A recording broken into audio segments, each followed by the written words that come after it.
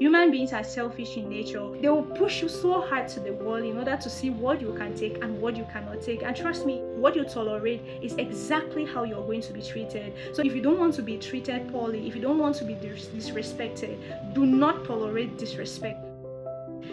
Hello everyone, you're welcome back to Wholesome Living with Nange. My name is Nange, and today we are going to talk about something that is often mistaken for selfishness. Meanwhile, it is the greatest secret to lasting healthy relationships. I'm talking about boundaries.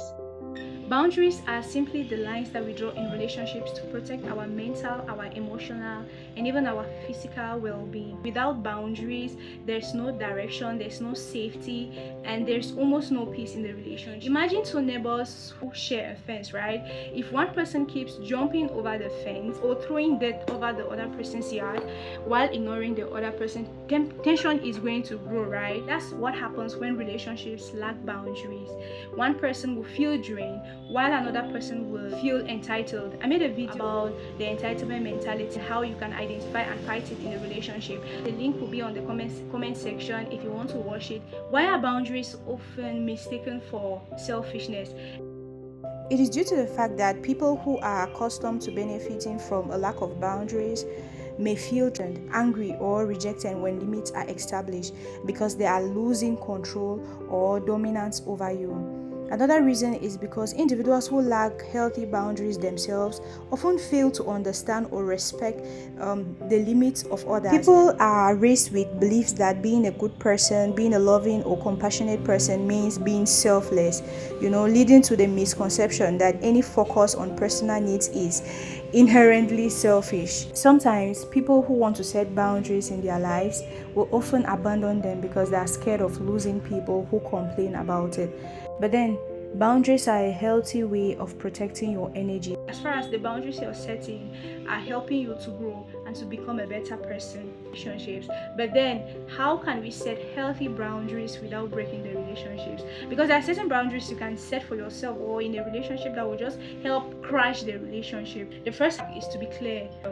The other person does not know about the values you want to instill, the values that you have, the principles that you have in your life, except you tell them. All right, there is room for communication in every stage of relationship. Make them understand what your values are, what do you stand for, what are your principles. Don't just expect the other person to read your mind and know that, okay, this is what I don't like, this is what I want, or this is what I like.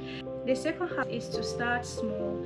Don't wait for big explosions. Begin with everyday boundaries like respecting time, respecting your space, with respecting commitments. Don't tell me you're going to come and you finally don't show up. So start small, because when you don't start small, even when big things come, it will be difficult for you to be committed in keeping those boundaries. Stick to your word. When you're being disrespected or someone goes against your values or boundaries, call them straight up and tell them, this is not what I won't take this from you.